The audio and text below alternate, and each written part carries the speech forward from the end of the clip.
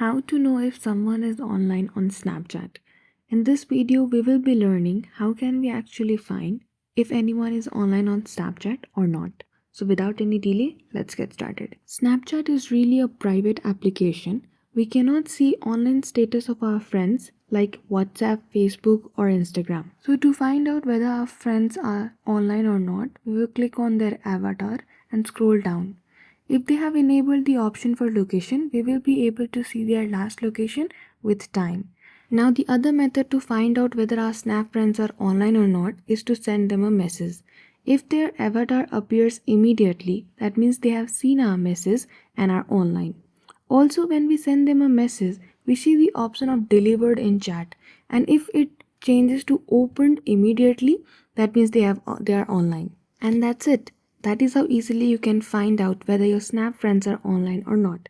I hope this video was informative for you. If it was, don't forget to give it a thumbs up and subscribe for more such tutorials. Thank you for watching till the end.